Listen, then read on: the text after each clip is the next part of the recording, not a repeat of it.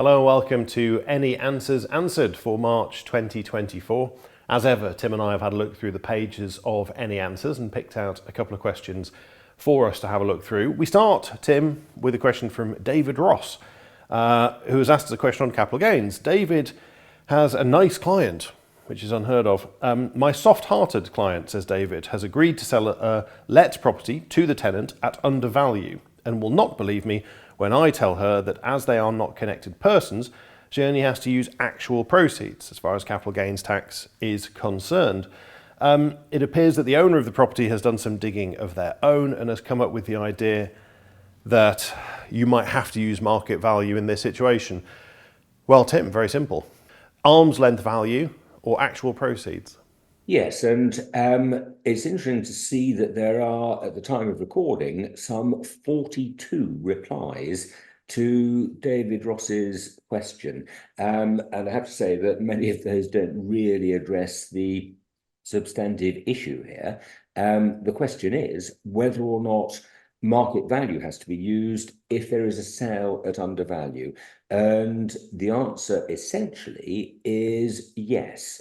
And we need first to remind ourselves that if there is a disposal of a chargeable asset to a connected person, then market value has to be used.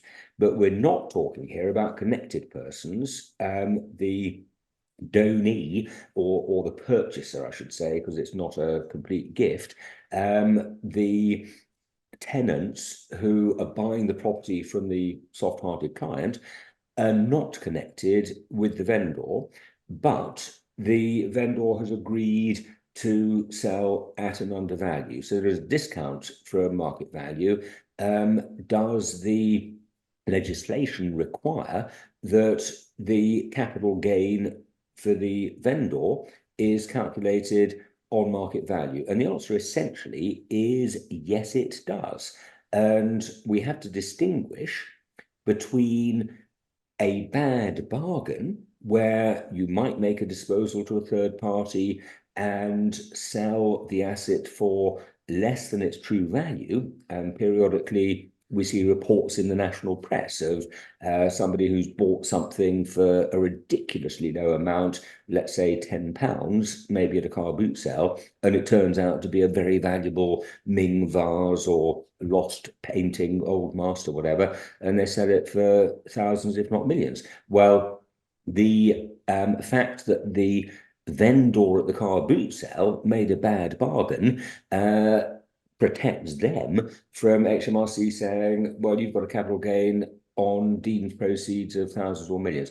But if it is a known undervalue, which it is here, then Section 17 of the Taxation of Capital Gains Act 1992 does deem it to be at market value, and that will then be engaged, as in fact Justin Bryant, a well-known and prolific commentator on AccountingWEB, has said, that will mean that it will be taxable on the soft-hearted client, calculating the gain using market value. So just worth confirming this point. A lot of people, I think because of how we train people in tax actually, they think it has to be a family member. The old exam question was always such and such sells to his sister a property for undervalue, but actually there's no need to only use the market value rules when talking about a family member. Yes, exactly that. Our second question this month comes from Happy Bird. And Happy Bird has a question. Having said they're happy, the question is then about somebody dying. So Happy Bird has somebody, and it's BPR, the question about a failed pet. The client owns property used in his business. So in that situation, 50% BPR, says Happy Bird, which I completely agree with.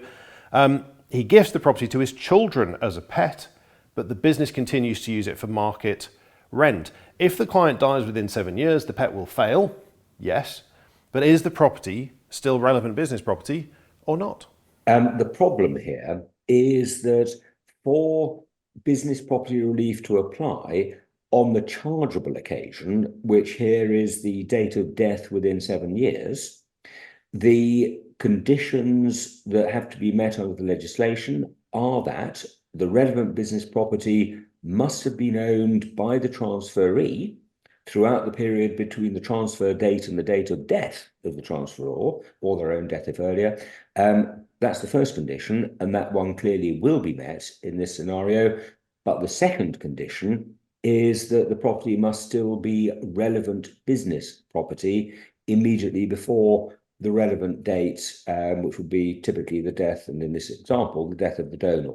The business property that was the subject of the original gift was, at the date of that original gift, relevant business property, and the conditions of that would include that it was used in a business controlled by the donor.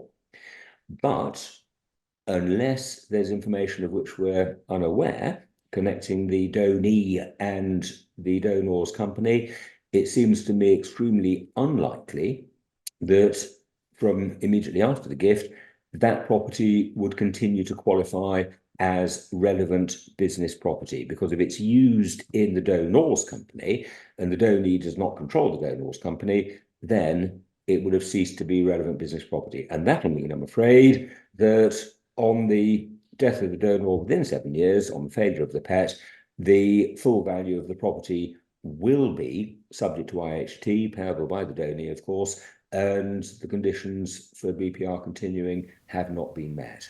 And one extra point to pick up on here, Happy Bird refers to 50% BPR being available, which is completely right.